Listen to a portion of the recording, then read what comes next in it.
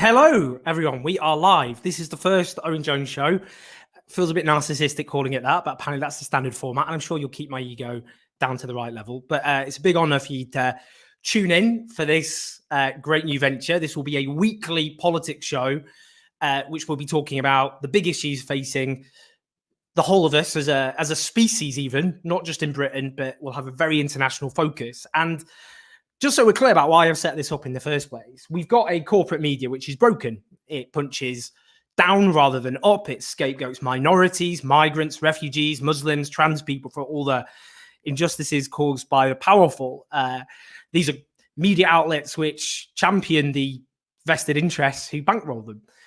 And I think at a time like this, the most troubled time for generations, a time of where injustices don't just scar our societies but define them, we need to create our own platforms that give a platform to those challenging the narratives, challenging injustice, and giving a platform to otherwise marginalized voices. Now, there's quite a few things going on. I'm sure you've noticed. We have a lot to speak about. But firstly, I just want to give a massive thanks to the overwhelming support to the Patreon. You can click on the link if you want to support this, because we're not going to be funded by multimillionaires. They've not come knocking on my door, I'm afraid, regretfully to announce. So we can only fund this with you.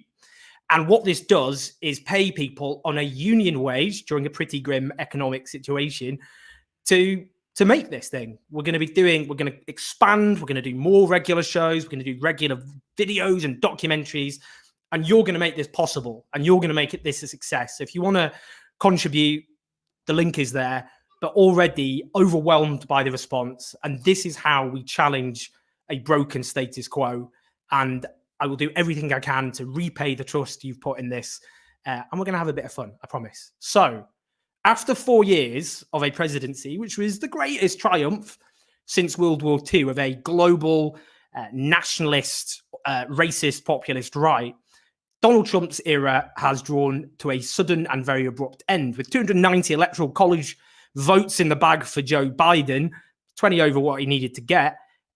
Joe Biden was declared the US president last night. Let's have a little gander at a clip he posted of his speech last night. We stand together, finally as one America. We'll rise stronger than we were before. We will act on the first day of my presidency to get COVID under control. We'll act to pass my economic plan that will finally reward work, not wealth, in this country. And we'll act to restore our faith in democracy and our faith in one another. We'll once more become one nation, under God, indivisible, a nation united, a nation strengthened, a nation healed.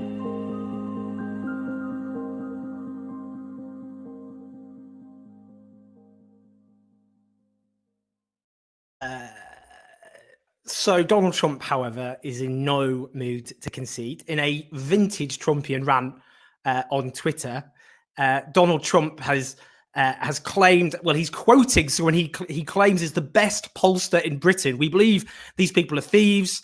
It's impossible to imagine that Biden overran Obama in some of these states. Where it mattered, they stole what they needed to steal. Who the hell is this guy? I hear you cry. I've done a bit of digging. Apparently it's some bloke called Patrick Basham. I have absolutely no idea who Patrick Basham is. He's apparently been writing for the Daily Express, a very right-wing rag in Britain, which has been running polls throughout the election claiming Trump had this in the bag. This is his moment of fame. But of course, this is an election defined in part by an attempt to suppress the vote by the Republican machine. Now, Rudy Giuliani, one of the key allies of Trump, had this to say when the result was announced. The call for Joe Biden is it? Who was it called by? Oh my goodness, all the networks. Wow. All the networks. We have to forget about the law. Judges don't count. All the networks thought Biden was going to win by 10%. Bless him.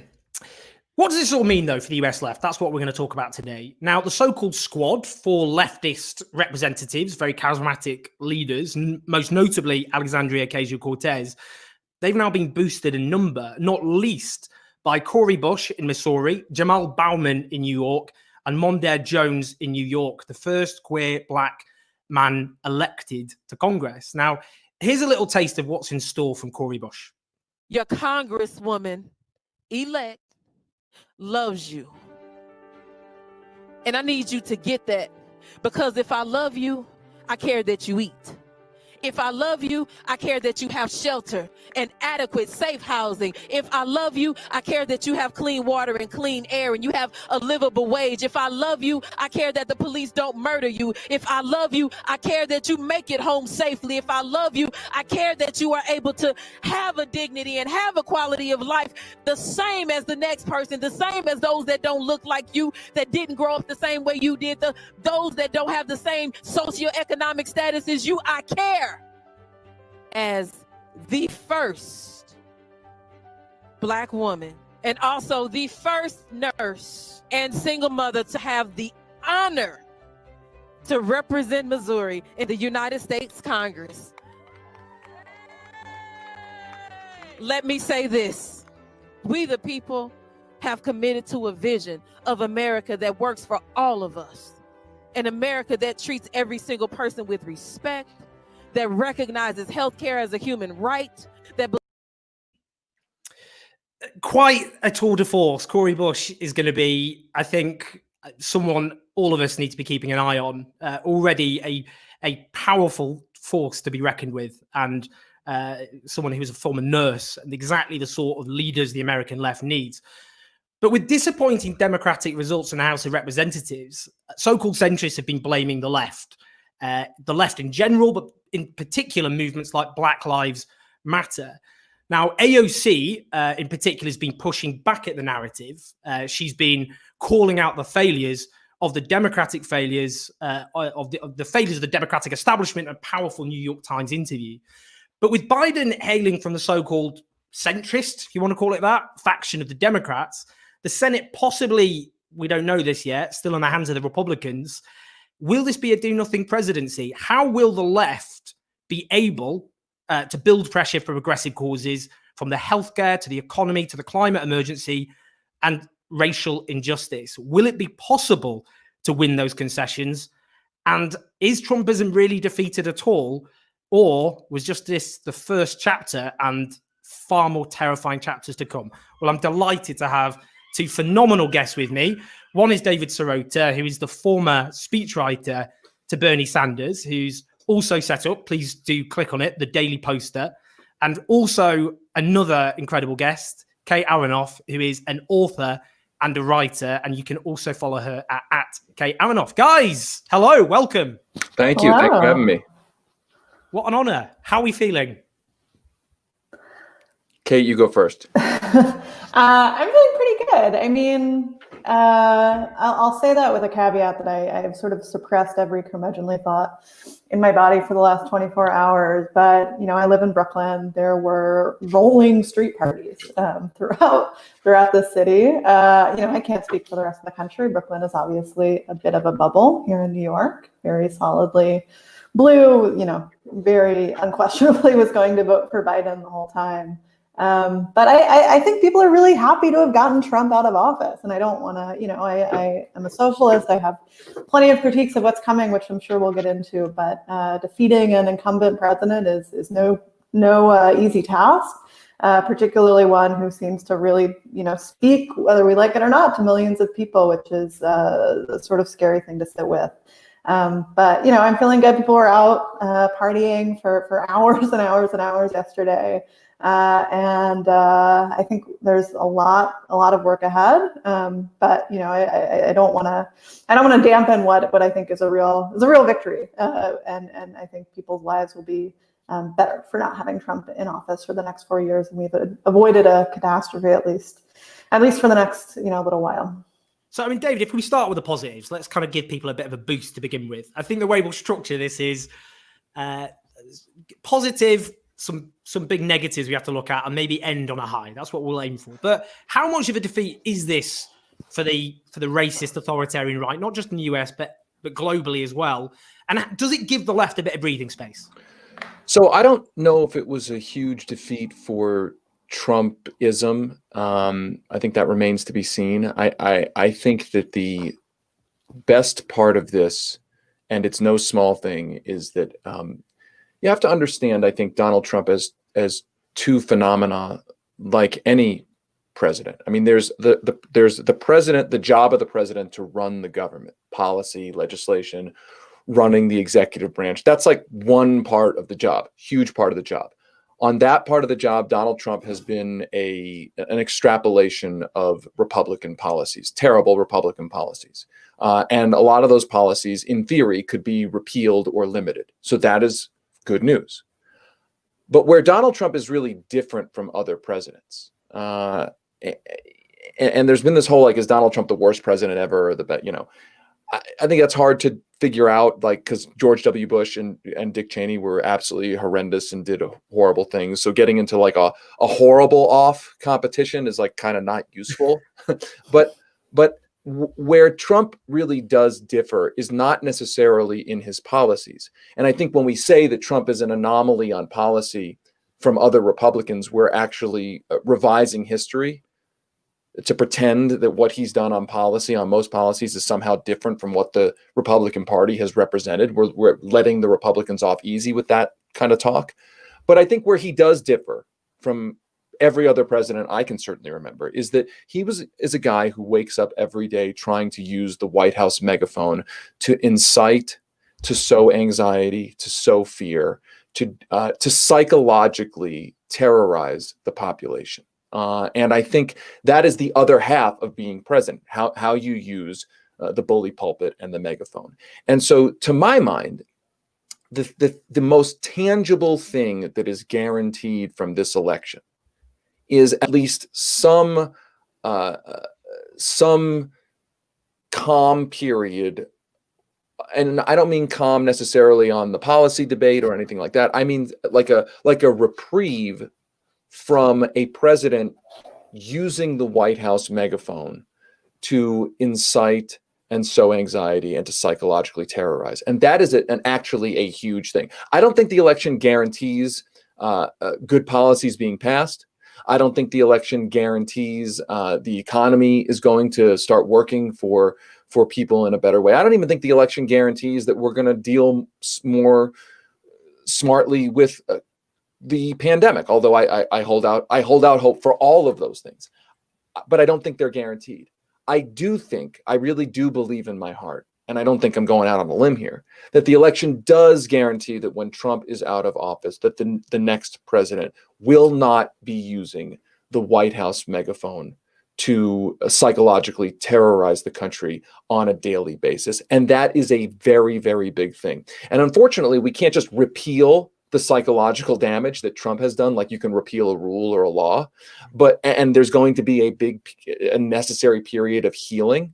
And I think 4 more years of what Trump had been doing psychologically would have maybe permanently changed the culture. So I don't think we can downplay how important it is that essentially the White House microphone will eventually be taken away from Donald Trump. So, Kate, I mean, if we carry on the positive thing, we're joined by Rickman here. If we carry on that, try and give people the crumbs of not comfort, but genuine positive gains. So the squad, as I mentioned, that's the 4-strong freshman congressman last time round, very firmly on the left. Their numbers have now grown. How significant is that, do you think, in the battles ahead? I think it's huge. I mean, we saw in 2018 just how outsized the effect of even just Alexandria Ocasio-Cortez was in politics, right? Kicking off, her first day on the Hill, at Nancy Pelosi's office and really cheering people on. So we've seen that sort of effect in having, more people who come from, working class backgrounds, who are not sort of drawn from the same crop of DC insiders that we know is very dominant in our politics and in the Democratic Party. That's huge. So to just have more people, right, who are saying we need a Green New Deal, who are saying we need Medicare for all, who are just speaking what at this point, to my mind, should be just basic truths about our disastrous healthcare system, about the sort of planetary catastrophe we're hurtling toward. That's great. I think another thing that gets talked about a little bit less is sort of how folks get elected and what that does to other politicians who, might not be members of the Democratic Socialists of America, who, might not in their heart of hearts be on the left, might not be organizers like Cori Bush, but who know sort of where the country is going, right? So we saw in the primary election, Ed Markey defeated Joe Kennedy, who was a challenger from his right, from Markey's right, and did that with the support of the Sunrise Movement. And Markey has a strong progressive record. Also, voted for things like NAFTA. Also voted for the Iraq War. Right? Has not, in the course of his career, is not a Bernie Sanders. Has not, always been on the right side of history, we might say, but is smart enough. Is a smart enough politician to recognize sort of where things are going. And I think the sort of chilling effect of these successful primary challenges to sitting Democrats, longtime incumbents, is having a really powerful effect already, and really getting people into line behind. We know we're popular. We know the tenets of a Green New Deal are very popular. We know Medicare for all. Even Republicans are supportive of these types of policies, even if that's not sort of seeping into the mindset of the Democratic establishment. But I think even having a small number of progressives really loudly up front, using the sort of pulpit of Congress to make those voices heard, to lift up movements, having that really start to change the way more centrist, more sort of establishment Democrats are thinking about this is really good. And, I hope, I think there's reasons to be a little bit skeptical of this, but I would hope for some sort of soul searching, right, on the part of Democrats who underperformed, right? And I don't think there are easy answers to that question. I don't think that if every Democrat had run on a Green New Deal and Medicare for all, we would have taken back the Senate easily, would have expanded the majority in the House of Representatives. I don't think there's a sort of easy, soothing narrative to take for progressives here. But I do really think that the just organizing tactics of the establishment came up really short in this election. And I hope that people will really take the advice of organizers like Ilhan Omar and Alexandria Ocasio-Cortez seriously when they really put under a microscope how the Democratic establishment has run campaigns, which is not has not proven itself a success, I would say, in this election. I mean, David, it's the slogan. One of the slogans of Bernie Sanders was "Not me, but us." And of course, you were the speechwriter for Bernie Sanders. And obviously, these are collective movements and collective struggles. That's how we on the left understand these things. But I mean, I remember speaking to senior figures in the Justice Democrats who, of course, organize to support progressive candidates getting selected for Congress and every level of the US government, state level, national level, federal level. And they said to me that actually, the first round, a lot of the candidates they backed didn't do so well, didn't get over the line. But the fact they managed to get AOC over the line, it was a catalyst. So I wonder if Cori Bush on her own, obviously a very charismatic, strong politician, getting those people elected, it does help surely in mobilizing and inspiring and keeping momentum going amongst a reborn American left. 100%. Look, let me offer a personal story here. The first job that I ever worked on in politics out of college was for a guy who was running for Congress in a red district, a red congressional district, just outside of Philadelphia, where I grew up. And he had run, if you can believe it, 3 times before to try to win that seat. 3 times. It was his 4th campaign. And the last campaign that he had run by the time I worked for him, he had lost the race by, I think it was literally 84 votes. And he ran for the 4th time. And he flipped that district, and it has become a blue district ever since. Now, the point in telling you that story is that these struggles are long. They take a long time. Unfortunately, when it comes to climate change, we don't have a long time, and let's just keep that in mind. But the general point here is that the idea that you're going to lose a lot before you actually win, and you will lose a lot, especially if you are in a movement that challenges power, if you are running primaries, if you are running against the establishment, like that just comes with the territory. I mean, like people that criticize me, they'll say, oh, how many campaigns have you won? And, I could tell you my win-loss record. I've lost more than I've won. But the thing is, and I'm not defending myself here, I'm making a larger point, which is that I've only worked on challenger campaigns, right? I've only worked on campaigns for people who are running against the establishment. And you're going to lose a lot when you do that. And you can get demoralized. But when you win, it's not just a one-to-one win, right? Like, it's easy for an incumbent to win. It's very hard. It's the hardest thing to do in American politics, to defeat anybody in a primary, an establishment or a candidate or an incumbent in a primary. By the way, my wife was able to do that here in Colorado, which I'm extremely proud of her for that. She ran for the legislature, but she had lost before. So I'm only saying this to remind folks that it is easy to get demoralized, but these things take a long time. And that when you actually win a seat, like, when Jamal Bowman wins or Cori Bush wins or AOC wins, that's not just like one win. That represents like 10 or 15 wins kind of psychologically and movement wise. I'm not trying to overblow them, but you can't undersell them. It's like, AOC winning that election, or Cori Bush winning that election, or Jamal Bowman winning that election. That's not just like one House seat. I mean, it is sort of like in the present moment, but that's way bigger than one House seat to win a race like that, because it shows that the model works.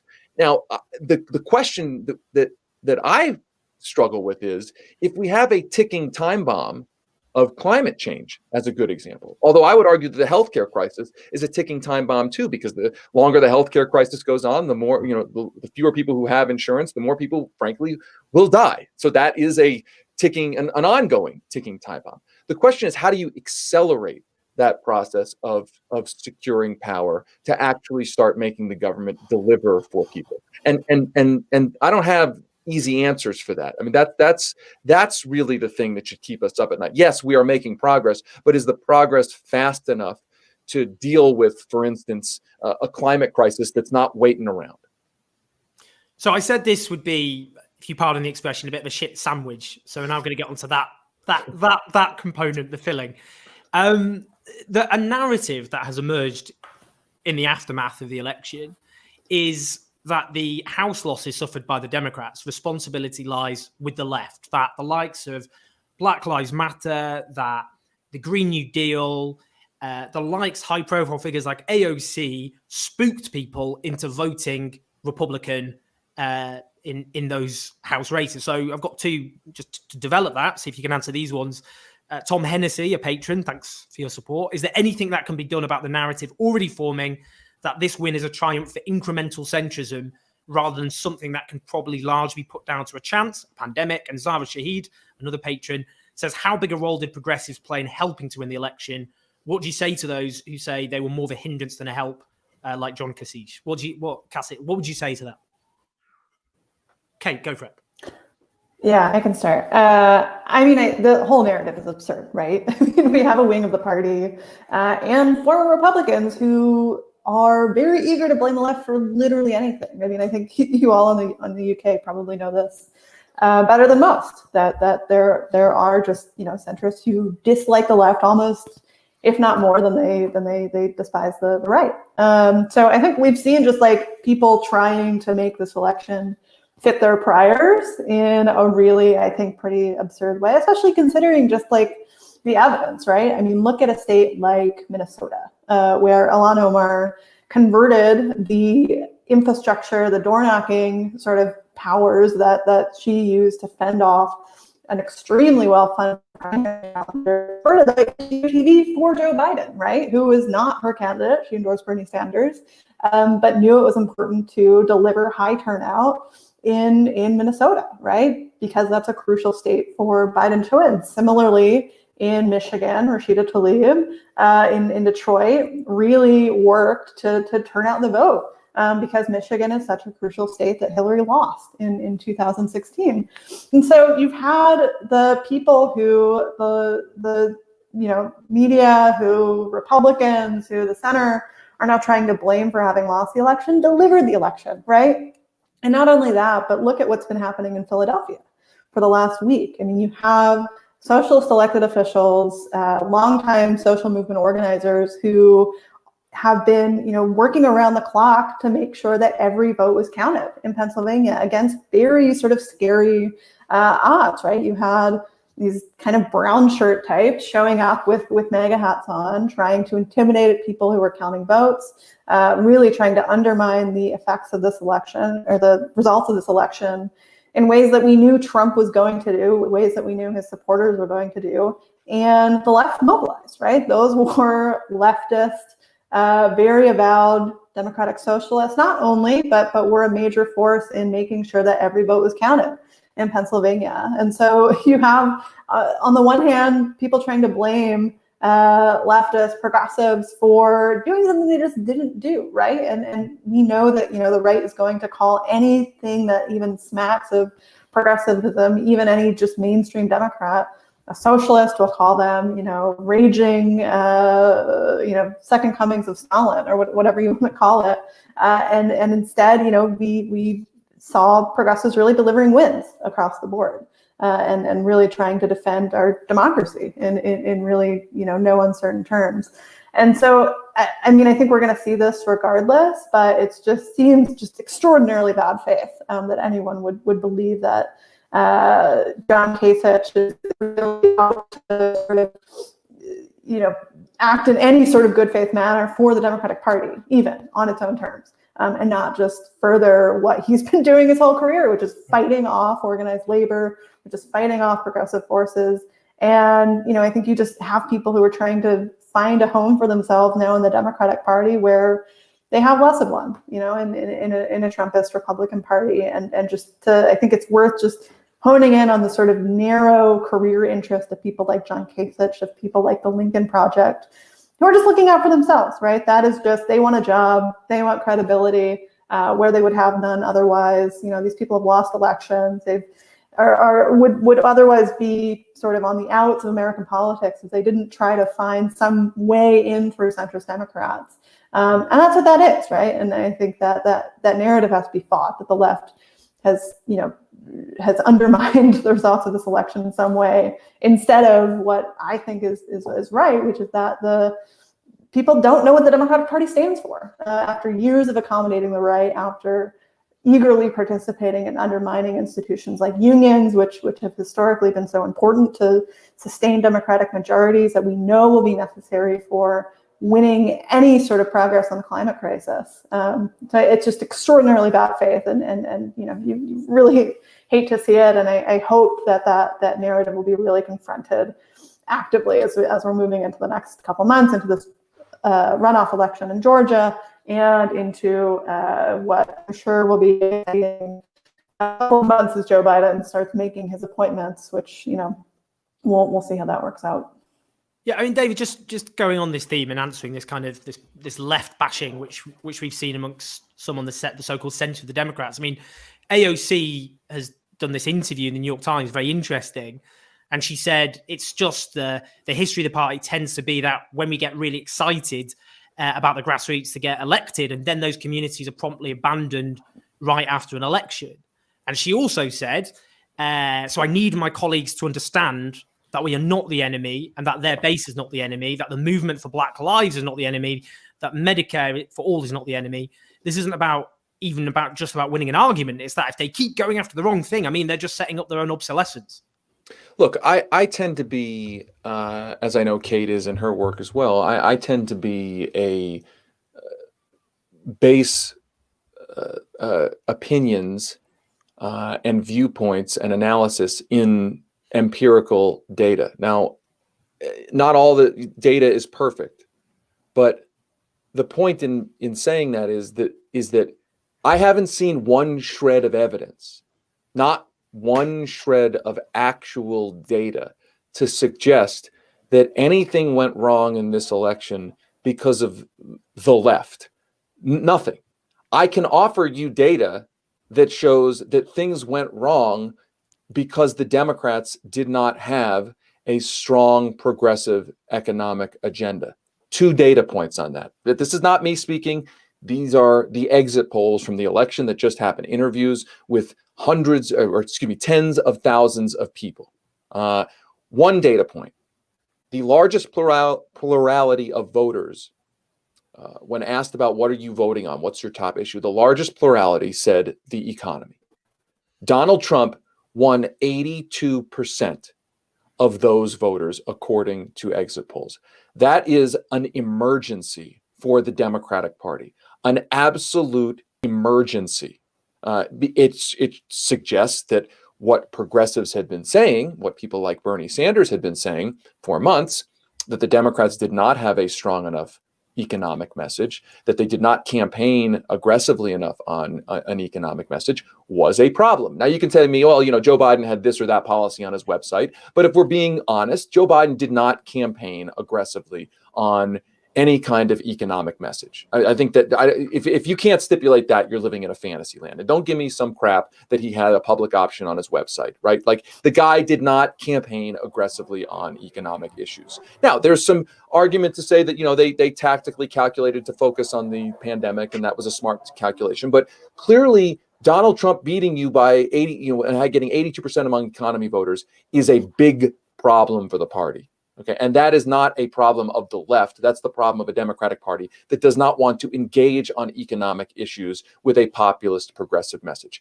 The other data point I would give you is that when you talk about healthcare, the Democrats talked about a kind of their centrist Affordable Care Act healthcare message, which is essentially a moderate Republican plan, if we're being honest. It was Mitt Romney's plan, essentially, in Massachusetts. It's a moderate Republican plan.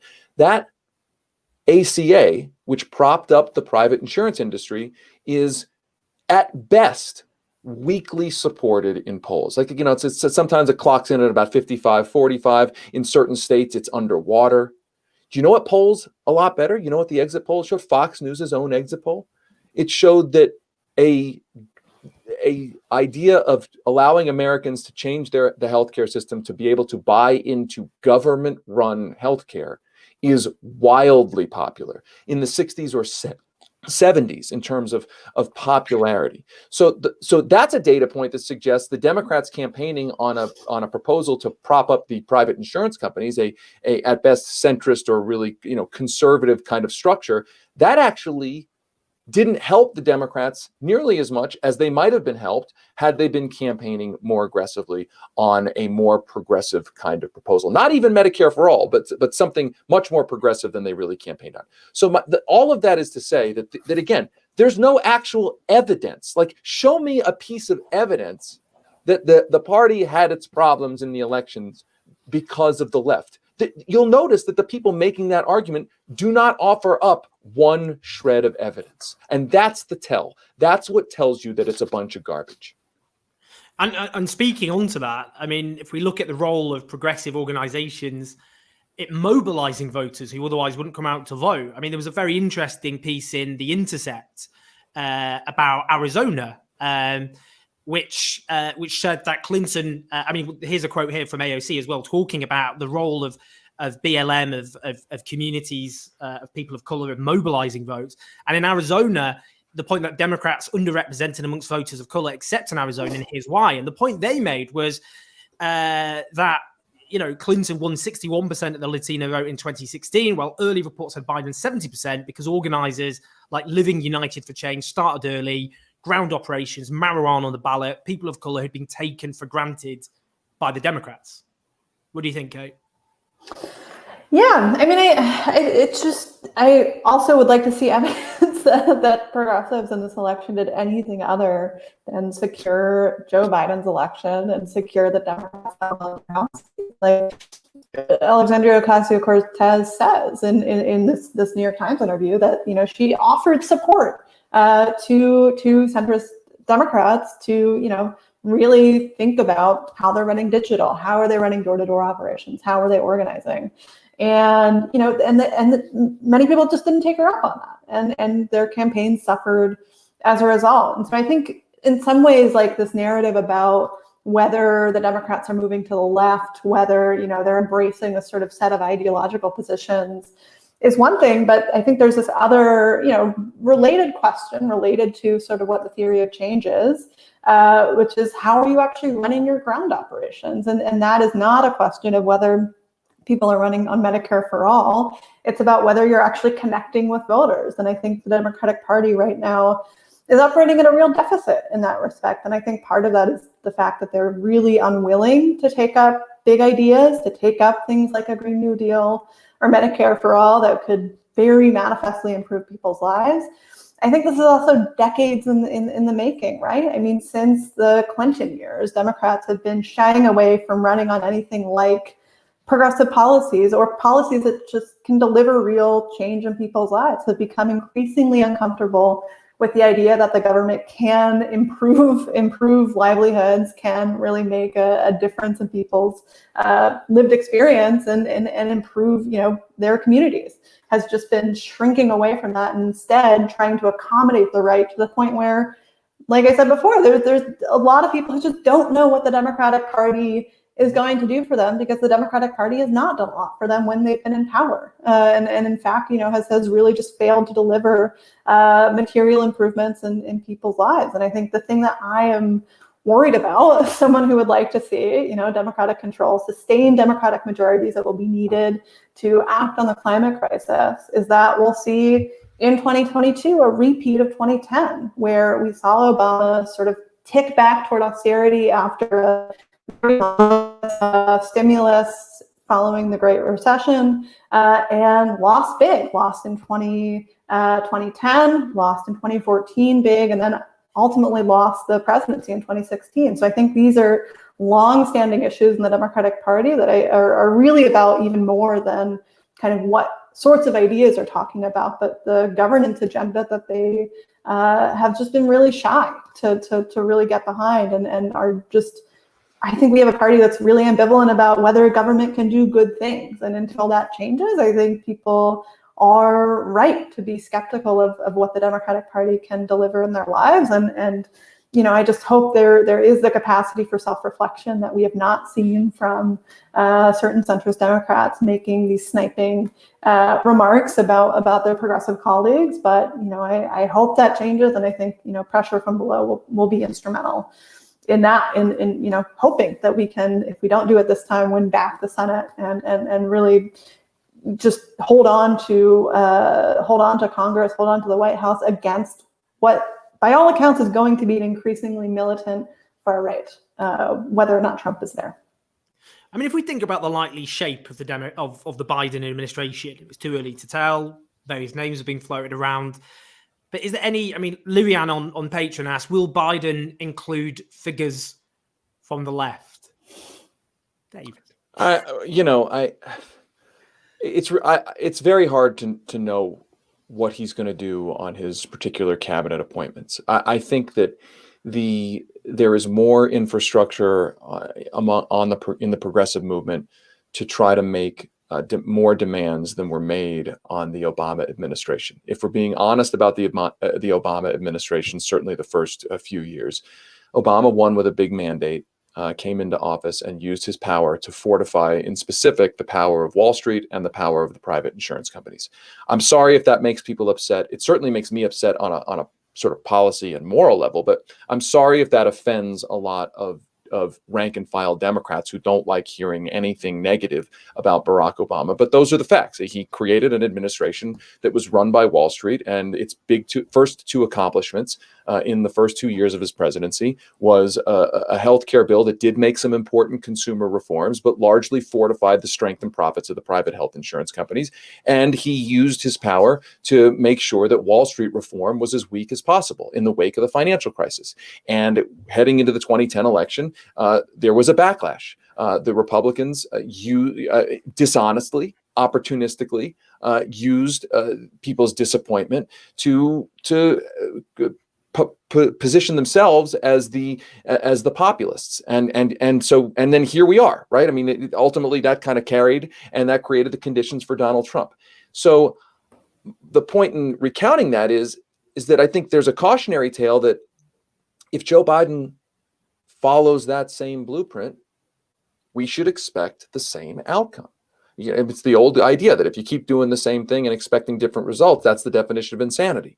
And so I think right now that if Biden doesn't focus intently on delivering real, concrete, material benefits to the bottom 99%, if you will, then we should expect 2022 to be 2010 and 2024 to be 2016, only with somebody even more shrewd, much smarter, and more reckless than Donald Trump.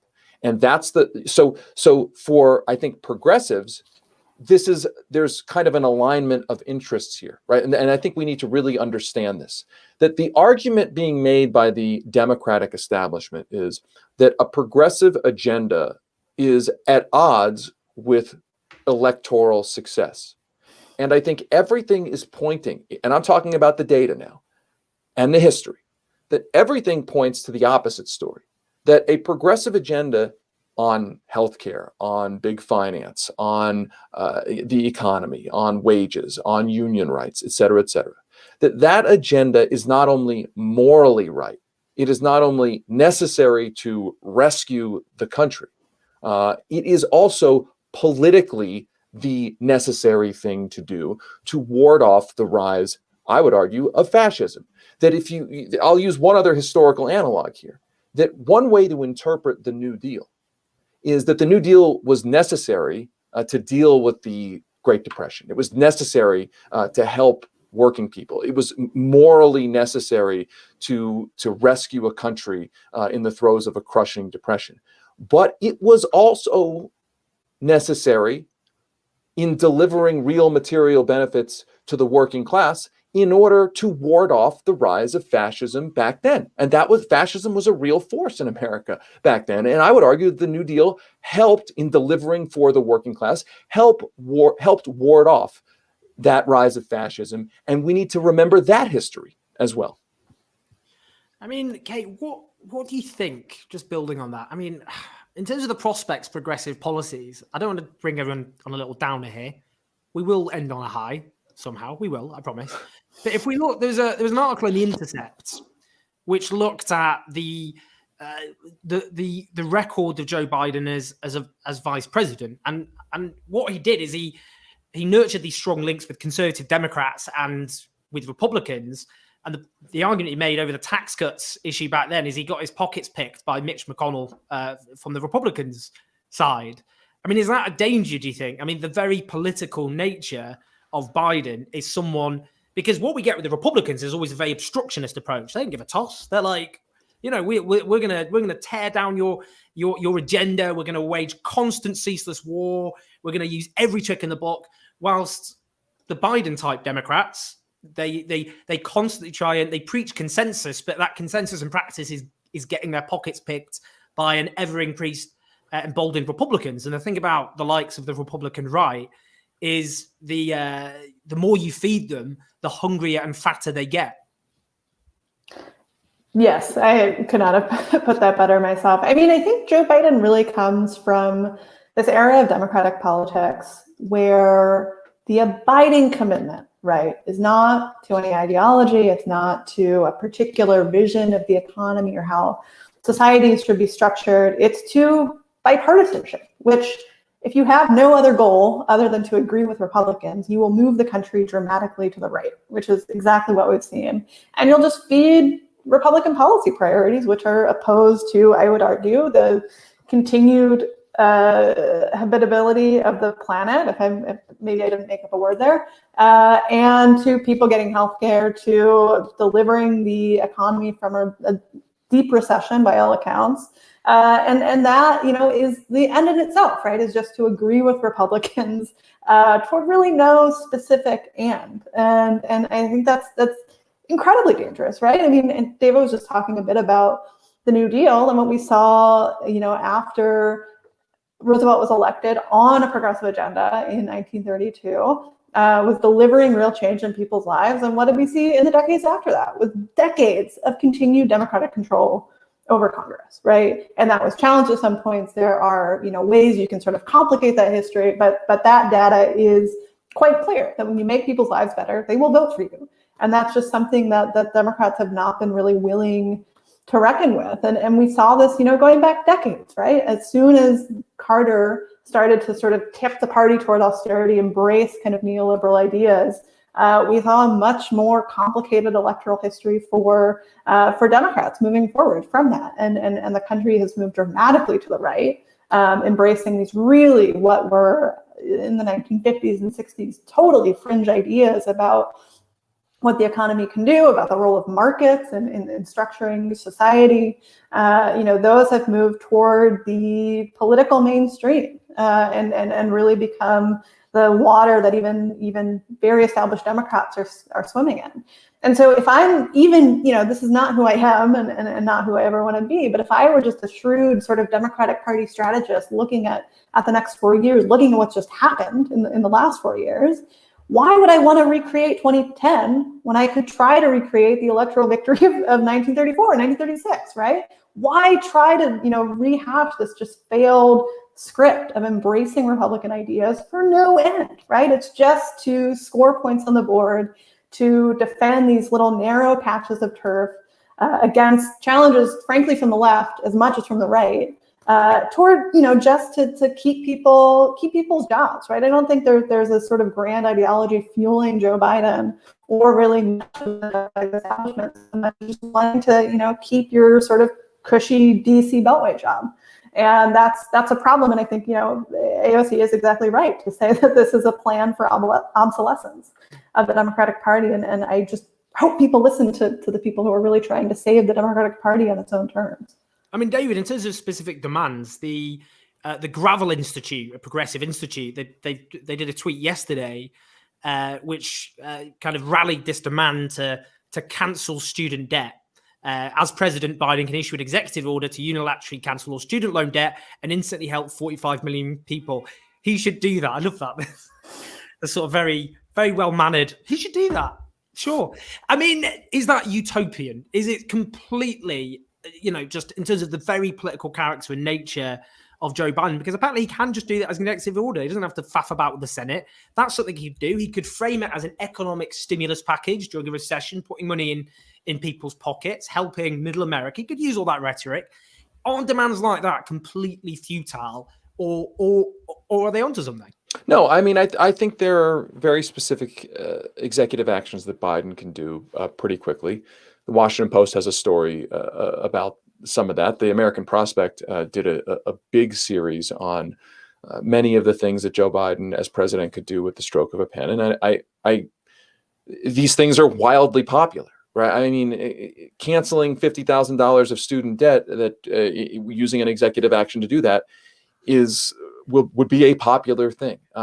Using executive power to essentially lower drug prices through the patenting process would be extremely politically popular among human beings. I mean, it might not be popular among a handful of human beings, pharmaceutical executives and the like, but in terms of, the mass population.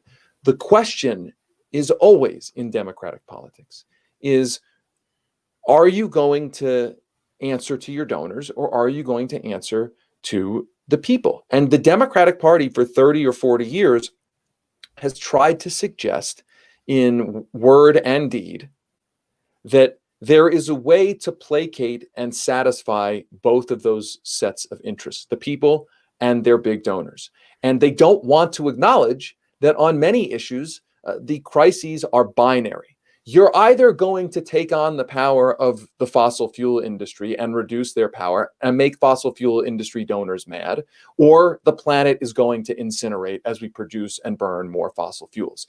You're either going to take on the power of the pharmaceutical companies and the health insurance companies and reduce their power so that everybody can be guaranteed health care, or you're going to have a continued healthcare crisis where people get priced out of medical care and die. And I could go on with the list, but the point is that the Democratic Party has tried, at certain points, they've called it the third way, to try to offer this idea that actually you can make both in a lot of cases, both sides happy. And you can get good policy by finding some sort of common ground, refusing to acknowledge that a lot of these economic issues, these power issues, are binary. one set of interests has the power and money, another set of interests doesn't. And the question ultimately always becomes, which side are you on?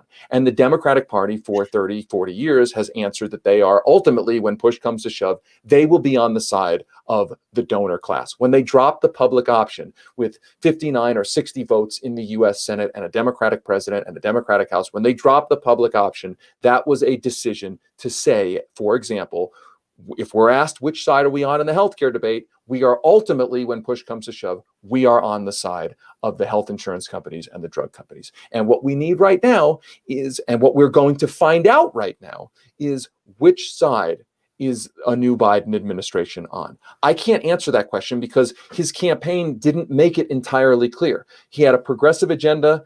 He once in a while talked about that progressive agenda publicly, and then at other times, he told his donors quite literally nothing would fundamentally change for them. And at one point, he promised his donors that he wasn't going to be proposing any legislation to change corporate behavior. So where does Joe Biden ultimately, and you can say all these things in the course of a campaign, but ultimately, when you are president and you actually have the power to do things, that's when we will find out which side he is actually deciding to be on.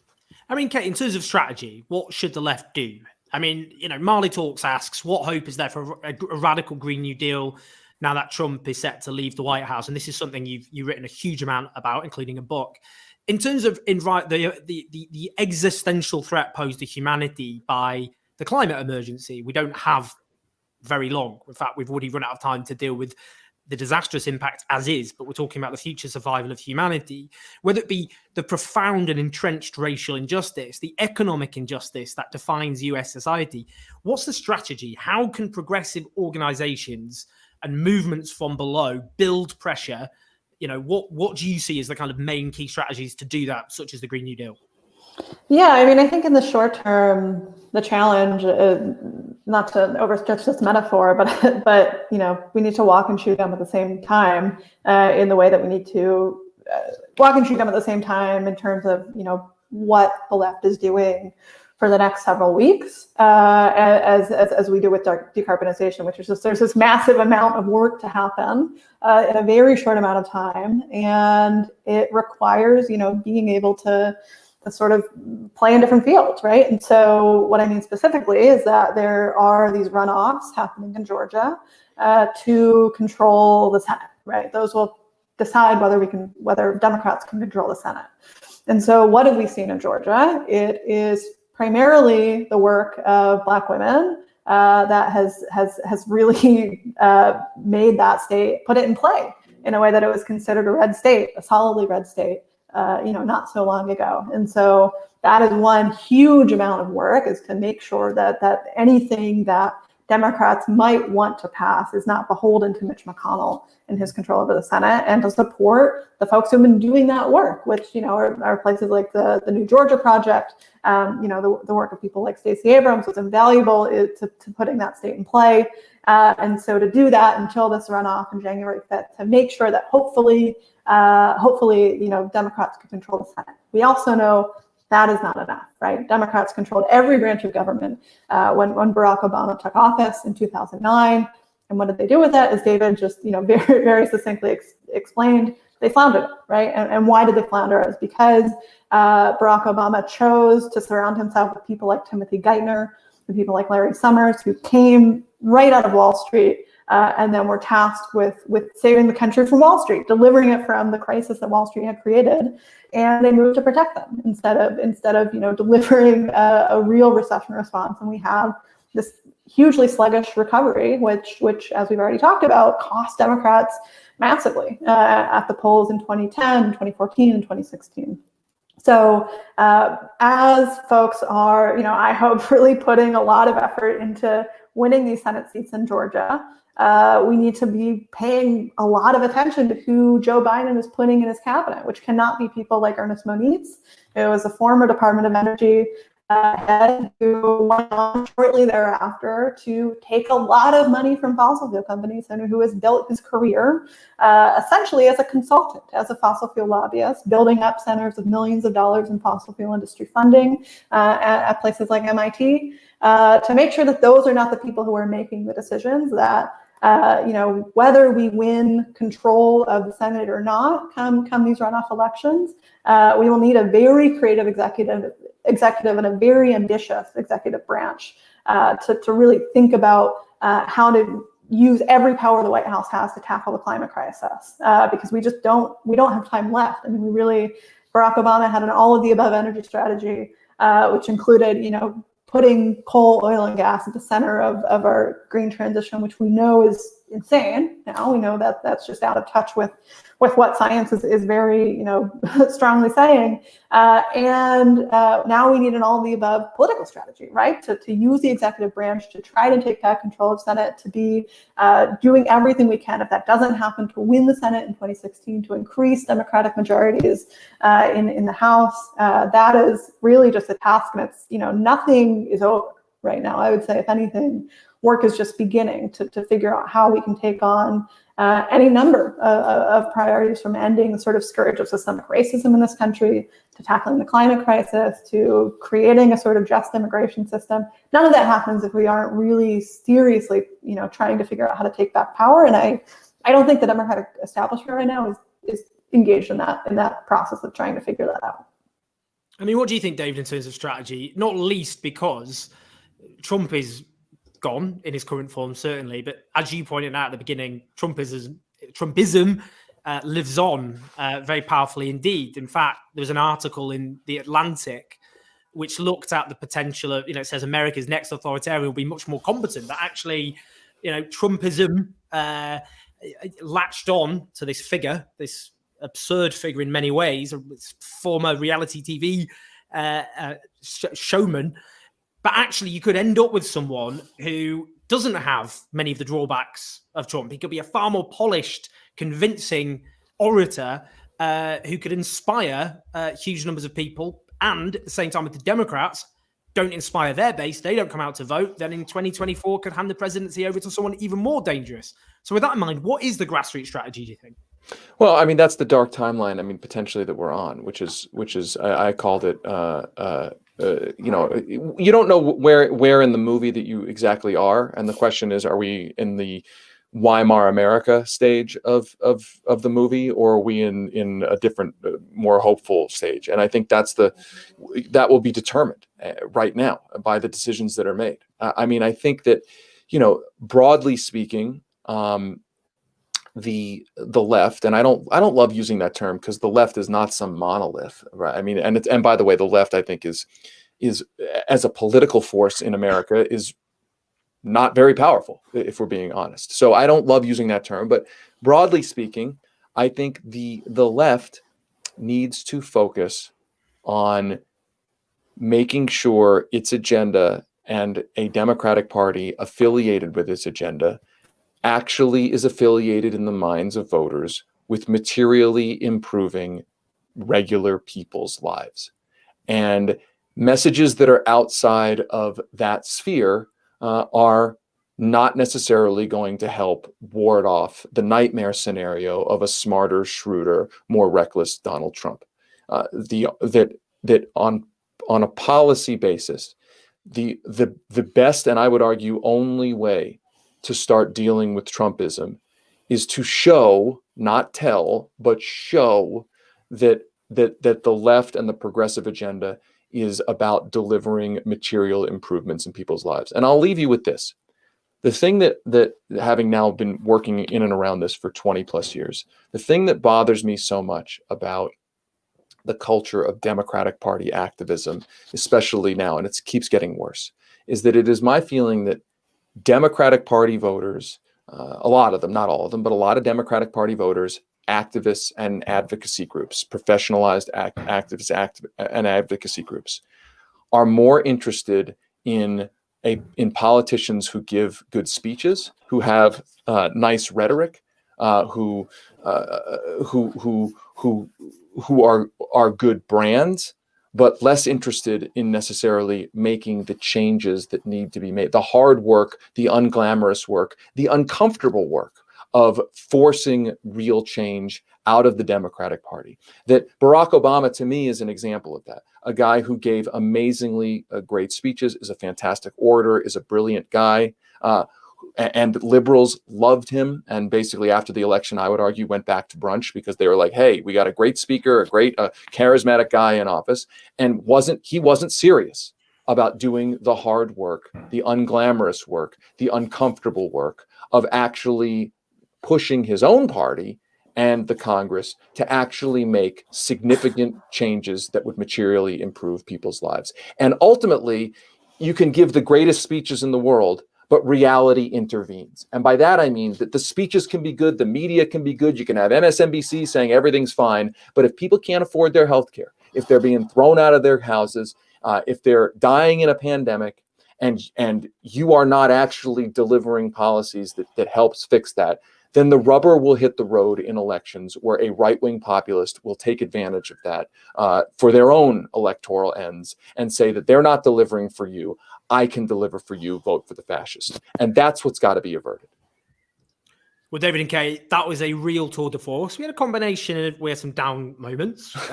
We had to confront brutal reality, such as it is, but there was also hope there. And I think, we needed this, not least in Britain, as a counterweight for those who've trying to spun this election as to try and throw extra nails in the coffins of the left. And there is a very strong movement in the United States, which has at least the capacity to fight for progressive ideals, which is stronger than it was before. Yes. But we have to be very sober and honest about the odds stacked against it, which it has to overcome. But you've all given amazing thoughts. Please follow them on Twitter. Go to check out Daily Poster, by the way. This is a brilliant new writing initiative that David's doing. And follow Kate Aronoff and also buy her books. She's just done another book, which is going to come out soon. I know the pain, the misery, and the anguish. I can't wait to read Kate's book. I've written 3 books. I cannot wait to read. Honestly, I really mean that. I'm not just saying that. I really cannot wait to read your book. What is it again, Kate? Just sign off so we all know what the book is properly. Sure.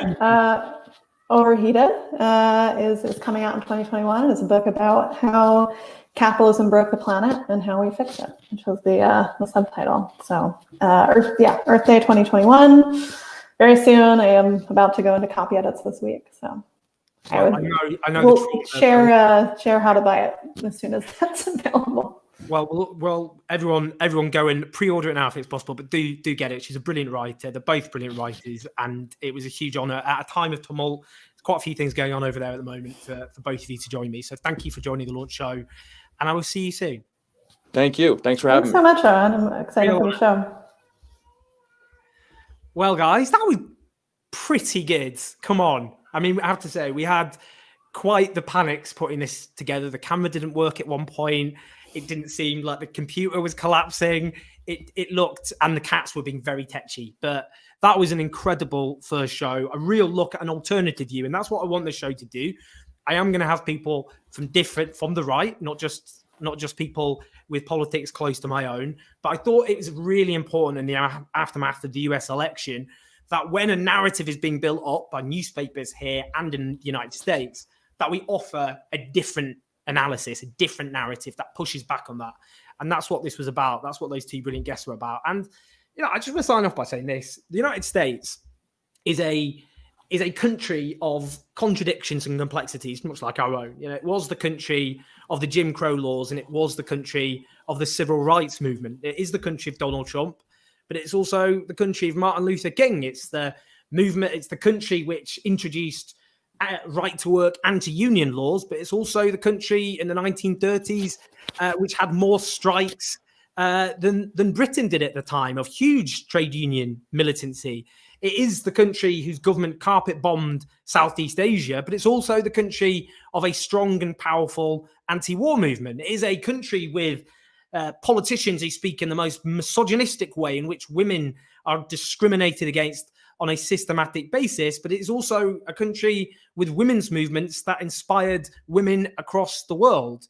It's the country of rampant homophobia, but also the country of Harvey Milk. And this is a country where these different forces, these grand social historical forces, are clashing with each other, and the outcome isn't certain.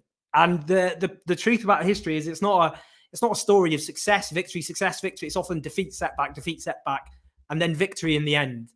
But I think in the United States today, there are incredible leaders, not least women of color, people like Cori Bush has just been elected, who offer a new leadership and an alternative to a wretched and broken social order. We're taking the scenic routes to get to a better United States and a better world. But do you know what? We're going to get there. It's been a real pleasure, everyone. Thank you for joining me.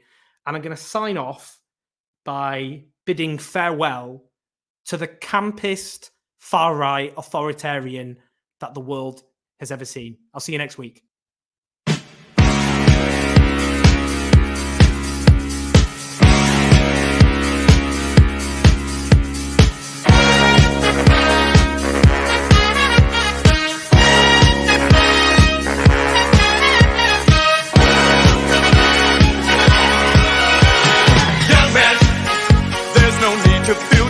I said, young man, pick yourself off the ground. I said, young man.